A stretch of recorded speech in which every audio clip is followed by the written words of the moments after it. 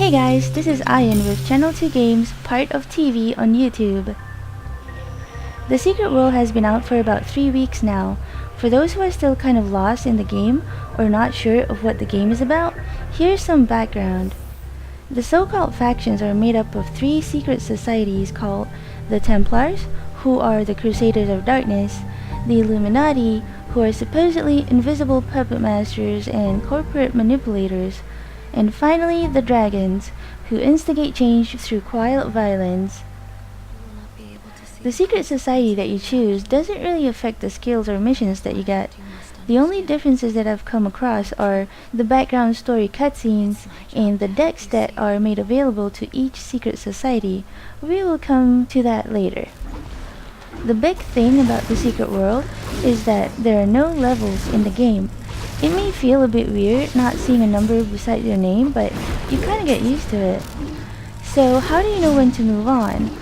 Well, there's still an XP bar, and at the end of every full bar, you get more ability points and skill points. This is the ability wheel where you spend all your ability points. The nice thing about this is you are not limited to just one type of weapon. You can put points in any of these weapons, but you have to keep gaining XP and do more missions to get more ability points for more ability unlocks. So I would recommend that you stick to the weapon that you chose back in your faction city for a bit. Blades are awesome, by the way. This is where you put in your skill points. Here you can increase damage, survivability, heals, etc, etc. Just make sure it corresponds to the weapon that you've chosen on the ability wheel. It wouldn't really make sense if you have blades on the ability wheel, but you put points in blood magic, right? And here's the deck that I was talking about earlier.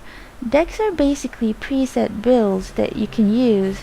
You don't have to use them, they're only here to serve as a guide. To my knowledge, the decks or builds are different for each faction too. If you're unsure of how to use these features, just click on the question mark in the top right corner for an in-game video tutorial. One of the things that I like about the game is the investigation missions. Sometimes you have to Google for answers, or try to solve problems from clues in game. Of course, these aren't the only type of missions in here. The box by the quest giver indicates the type of missions that you're looking at. There's story missions, action, obtaining items, investigation, sabotage, dungeon, and of course PvP. One more thing, try to do the crafting missions in Kingsmouth Town. The first one is called Zen and the Art of Weapon Maintenance that you can get from Sandy Moose Jansen. The other one is The Occultist Cookbook from a book in Madame Roget's room. They're basically tutorials on how to craft weapons and glyphs. Don't worry, there's no grinding involved. You just need to have the right tools to craft the items. In the latest update, Funcom promises some pretty cool stuff.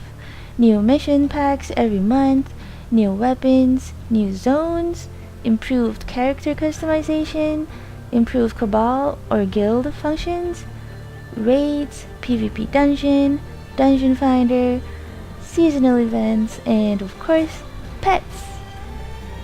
Now that's a lot of new stuff to look forward to. The first update is due on Tuesday, July 31st. Check the description for more info and stay tuned to Channel 2 Games for more on the Secret World. Thank you for watching!